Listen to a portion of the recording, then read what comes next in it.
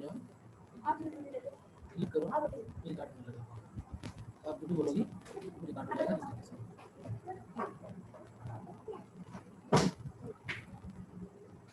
Good morning students, ये हमारी online class की सेकंड वीडियो है।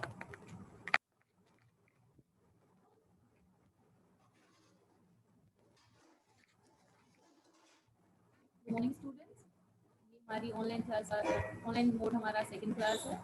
तो आपको याद ही होगा कि हमने हेलो एल्केन में क्या क्या कर चुके हैं।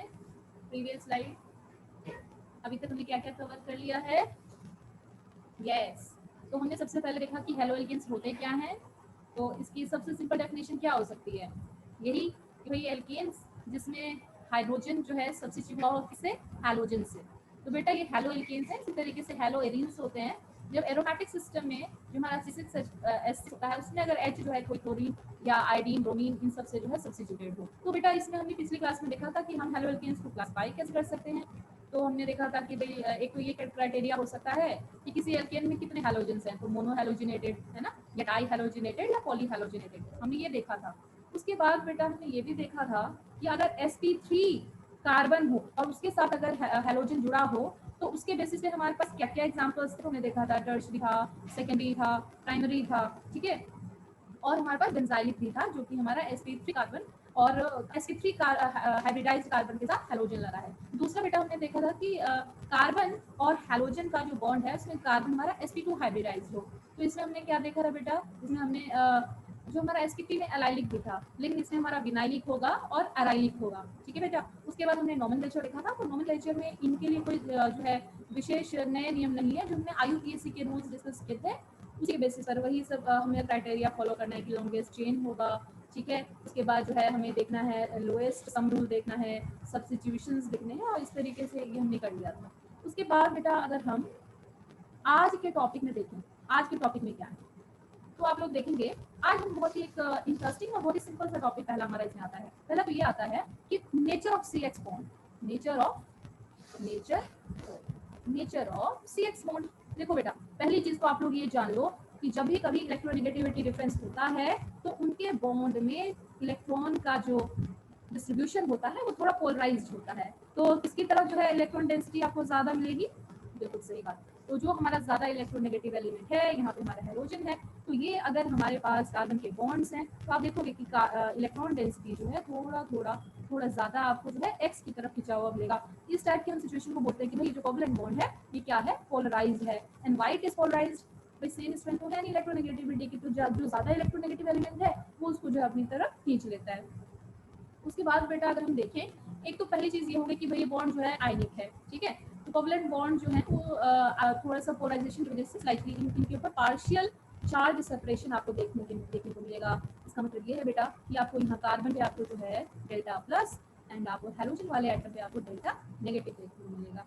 अब अगर हम थोड़ा और इसको समझें, आप सभी के पास एनसीईआरटी होना चाहिए, बिकॉज हमारा जो मेन बेसिस है हम एनसीईआरटी से शुरू करेंगे, उसके बाद हम जो है हायर ऑर्डर के क्वेश्चन आपके साथ डिस्कस करेंगे।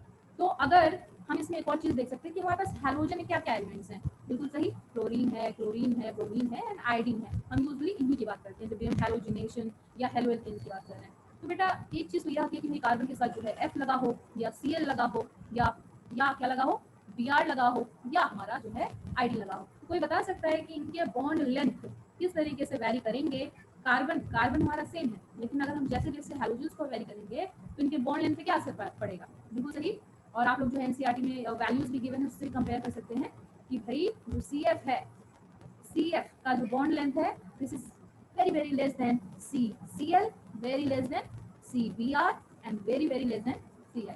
व्हाई इट इज सो, इस ये जो आपको ट्रेंड देखने को मिल रहा है आप लोग इसका रीजन यहाँ पे लिखिए। बिल्कुल सही कहा आपने, क्योंकि there is increase in size of these halogen atoms as the size increases, carbon being a smaller element, what will happen? Yes, size incompatibility and there will be increase in the bond length. And on the same basis you can explain stability. अच्छा, इसके बाद हमें अब हम basically अब हमारे basically halo alkane के main उस पे मेन जो कॉन्सेप्ट है, तो हम सबसे पहले क्या बात करेंगे, प्रिपरेशन। क्या बात करेंगे बेटा, यस, प्रिपरेशन की बात करेंगे। तो अब हमारा जो हेलो एल्केन है अब हमने बात करी हेलोजन होता क्या है, इसको कैसे क्लासिफाई कर सकते हैं, इसके नेम्स हम कैसे करें, इनके जो बॉन्ड है उसका नेचर क्या है। जब हमने इतना कुछ समझ लिया इसके बेसिक इंट्रोडक्शन, तो अब क्वेश्चन ये आता है हेलोजन के बारे में इतना पढ़ लिया तो अब ये बनता कैसे है।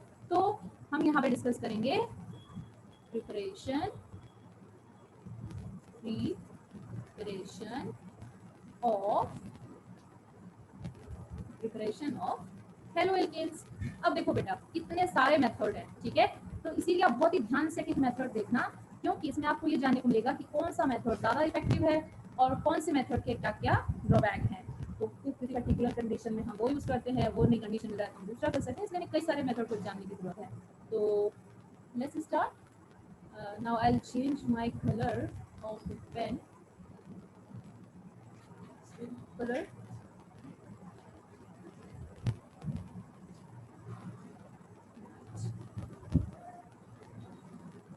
Okay, so yeah, now the first and very simple category we have is this from alcohols, from alcohols.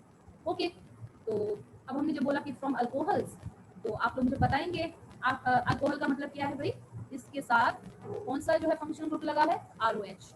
अब बेटा ये ध्यान देने वाली बात है कि हमें ROH से RX बनाना है, चाहे वो RCl बने चाहे वो RBr बने, राइट। तो हम क्या क्या तरीका हो सकता है, हमारा ये पर्पस है कि हम यहाँ पे क्या चीज लेके आए कि OH जो है सब्स्टिट्यूट हो जाए किसे, किसी X से। तो बिल्कुल सही, तो हमारे पास बेटा जरा कुछ रिएजेंट्स हैं, जरा आप ना इनके नेम्स पहले नोट डाउन करो, बाद में एग्जांपल्स देखेंगे, राइट। तो हमारे पास किस किस तरह के रिएजेंट्स हो सकते हैं, तो बिल्कुल सही, हमारे पास कोई हैलोजन एसिड हो सकता है। हैलोजन एसिड के नेम्स आप लोग बताएं क्या हो सकते हैं, बिल्कुल सही कहा आप लोगों ने, कोई भी कंसंट्रेटेड हैलोजिनेटेड एसिड जो कि HX के फॉर्म में हो, वेरी गुड, जैसे HCl हो गया, HBr हो गया, ठीक है। या हमारे पास कोई फास्फोरस हैलाइड हो। फास्फोरस हैलाइड बेटा आपने कुछ जैसे आप लॉ के साथ पढ़ रहे हो, तो बताओ जरा क्या किस किस फॉर्म में होता है हमारा फास्फोरस हैलाइड, बिल्कुल सही कहा, PX3 हो सकता है या PX5 के फॉर्म में हो सकता है। अब हम हमारे पास और कौन कौन से रिएजेंट्स हो सकते हैं कि OH को जो है Cl से रिप्लेस कर सकते हैं। हमारे पास एक है क्योनिल क्लोराइड, क्योनिल क्लोराइड मतलब SOCl2। और क्या हो सकता है,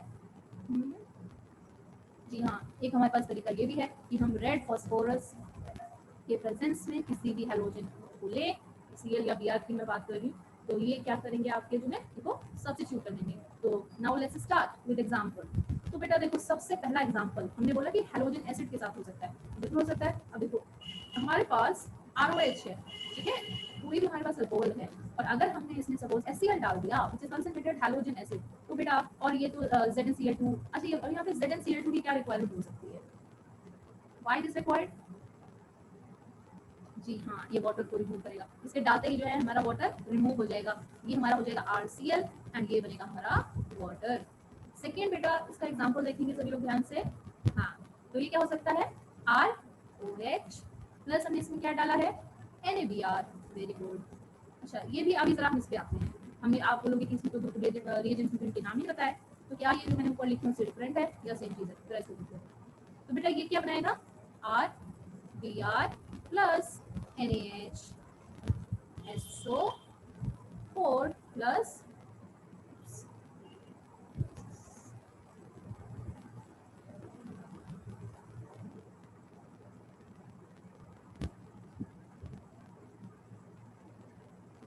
एक मिनट बेटा कुछ टेक्निकल कुछ,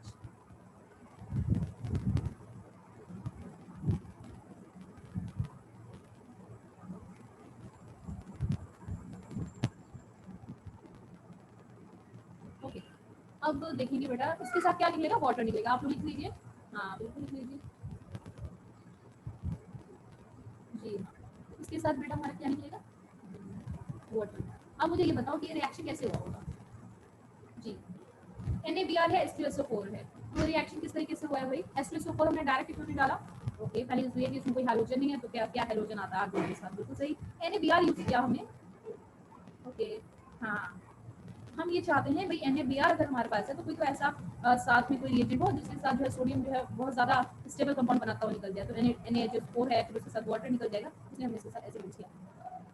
तो बेटा इसमें और भी कई सारे एग्जांपल्स हैं और सारे ही एग्जांपल्स इंपॉर्टेंट हैं, कभी भी आपको पूछ देते हैं कि भाई इसका प्रोडक्ट लिखो, इसका साइड प्रोडक्ट लिखो, क्या होगा नहीं होगा, तो इस तरीके की रिएक्शन देखो। अब बेटा हमारे पास एक बड़ा इंटरेस्टिंग सा हमारे पास जो है अल्कोहल है,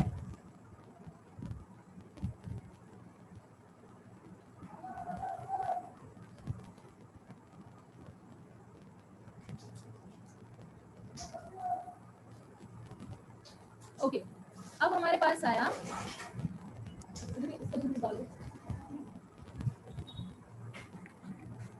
अब हमारे पास आया alcohol, 3 moles of ROH, 3 moles, he's looking at 3 moles of ROH, and we are adding what? TX3, TX3। Okay, इसमें हमने 3 मोल इसलिए लिया बेटा क्योंकि इसमें ना 3 मोल हमें जो है हैलोजेंस के मिलेंगे, तो हम एक ही साथ जो है 3 मोल अल्कोहल को सब्स्टिट्यूट करके हम क्या बना सकते हैं, halogen. That's why it is very convenient. इसको जो है हमें 3 मोल्स ऑफ हमें अल्काइल हाइड्राइड मिल जाएगा, और उसके साथ साथ हमें कई सारी चीजें मिलेंगी। तो वो क्या क्या चीजें हैं बेटा? हाँ, those are S2 PO3 plus H3PO। अब इसी तरीके से है हमारा PCl3 का अगर हम लें तो हमें RCl मिल जाएगा और POCl3 मिल जाएगा और HCl मिल जाएगा। और अगर ROH को हम red phosphorus in presence of X2Br2 होगा या I2 होगा तो हमें वो मिल जाएगा RBr या RI। इसी तरीके से बेटा हमारे पास अगर SOCl2 है तो हाँ, ये बड़ा इंपॉर्टेंट रिएक्शन है, इसलिए मैं इसको लिखूंगी। ये देखो ROH है, ROH प्लस में क्या है बेटा? This is SOCl2। अब हमें क्या करना है, देखेंगे, हमें सिर्फ रिएक्शन देखनी है। तो ये हमें दे रहा है, क्या दे रहा है? RCl प्लस में SO2 दे रहा है, एंड प्लस में क्या दे रहा है बेटा? HCl। अब आपसे ये क्वेश्चन पूछा जा सकता है कि which of the methods we have discussed, which of the methods we have discussed do you find convenient for the production of alkyl halide? Now, what do you think? Yes, yes, hmm, yes. Yeah, in this this last one which I have written planning chloride, this is the most convenient one, and the reason being that we are getting our haloalkane along with such byproducts like SO2 and HCl gases which are in gaseous state, and you can very easily obtain your alkyl halide because these gases, being in gaseous form, easily escape.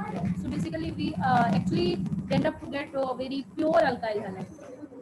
Now another question can be asked from you is, preparation of alkyl chloride is carried out either by passing dry HCl through a solution or by heating a mixture of alcohol and concentrated aqueous halogenous rate.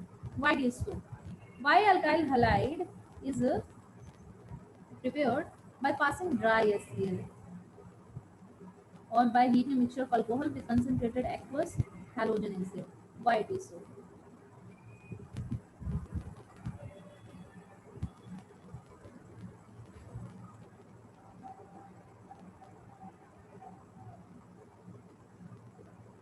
Okay, why these methods will not be applicable for aryl halide? We will discuss.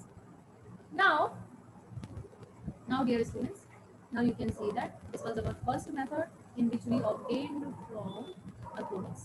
Now in our second method, we are going to obtain from hydrocarbons. We will be obtaining from hydrocarbons. This is so simple. Now from hydrocarbons if we are obtaining, तो what we have? हमें क्या चाहिए? alkyl halide, हमें क्या चाहिए? haloalkane। तो भाई हम किस तरीके से करें? अगर तो भाई हमारे पास एल्केन ही हो तो क्या हम यहाँ से ऑब्टेन कर सकते हैं? बिल्कुल कर सकते हैं भाई। इसका हम कराएंगे रेडिकल हैलोजिनेशन। क्या कराएंगे? Radical halogenation. Now what do you mean by this? थोड़ा सा रिकॉल करो, हमने प्रीवियस क्लास में कैसे किया था।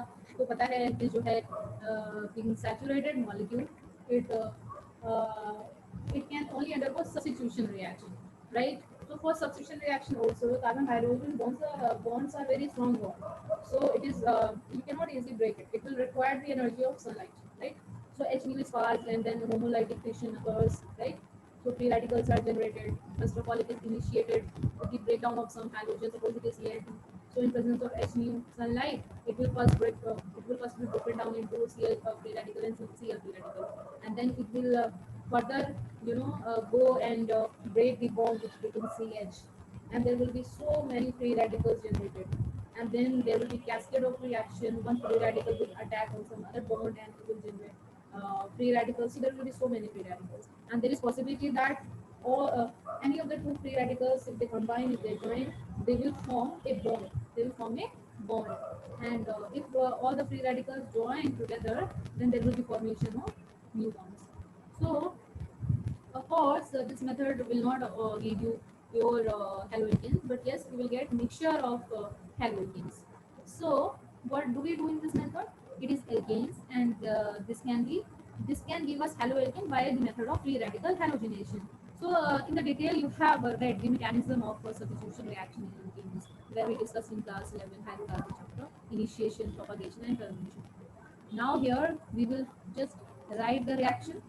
We are having suppose CS3, CS2, CS2, and CS3. Then we have to what we have to do? We just have to do any desired halogen, and but then it needs to be a UV light, right, from sun, right, and very heat or maybe very high heat. So what we will get? CS3, CS2, CS2, CS2, Cl, right? Plus we can also get this type of product CS3, CS2, CHCl, and CS2, right? Now from hydrocarbon, what else we have? Yes, from alkenes. From alkenes also we can obtain our halogenes. So it is very simple with the alkene. Yeah. So suppose this is our alkene, right? If this is our alkene, so we just have to do this. We just have to write here any halogen acid, right? So now tell me what will happen. Yeah, very right. So there will be simple addition, because these uh, you know that alkenes undergo addition reactions very readily. So therefore here we have H, and here we have H. Now you already know that on which principle these addition reactions takes place. Yes, Markovnikov addition reaction, right? Now, suppose you try to solve this question. It is in NCERT itself. This is CH3CH double bond CS2 plus HI, right? Now, what will happen? Yeah, what will be product? Now you already know this is CS3 CS2 CS2I plus CS3CHI and CS3. Of course, this is in the major one because it is called Markovnikov H2.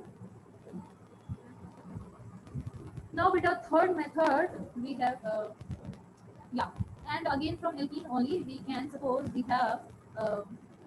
suppose we have this, suppose we have this CH CH double bond CH and CH, right? And here we want to edit this Br2, but in presence of CCl4. If we are adding it in presence of CCl4, then what we are going to get? Br, Br, CS2, CS2, and Br, and thus we have obtained what? Vicinal dibromide, vicinal dibromide, right? Now we are going to next one. You all have to solve this example 10.2. Now, beta, we have third method of preparation, and this is by method of halogen. This is by the method of halogen exchange. This is by the method of halogen exchange. Now, here we have two types of reactions: Finkel-Steen reaction, Schwarz reaction.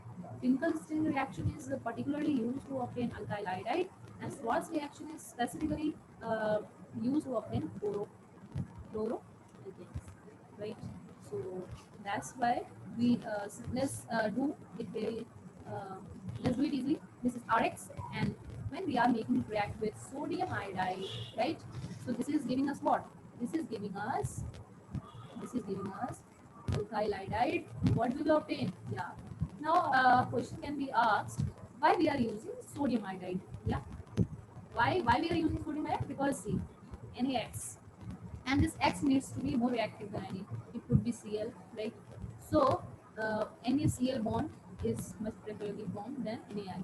That's why we are using that halide. Now, when we are obtaining this alkyl iodide, this method is known as Finkel-Steen reaction. Finkel. This method is known as Finkel-Steen reaction, right? Always remember this.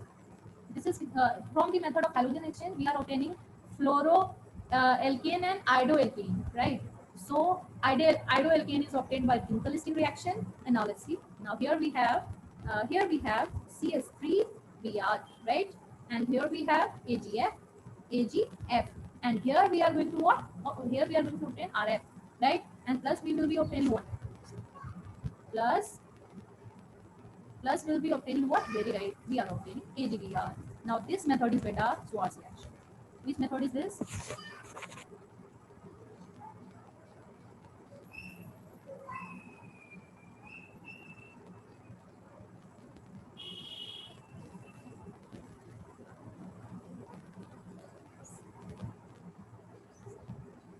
Yeah. So yes. So since that is R, so we have obtained chloromethane, or you can say NAR to chloromethane we have obtained. And this is what? Schwarz reaction.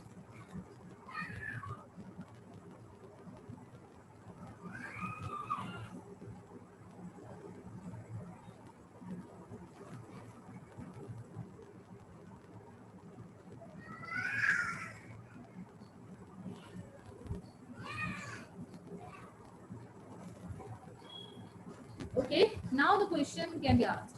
Why we are using their NaI and why we are using AgL? Any guess? जी हाँ बिल्कुल सही कहा आपने.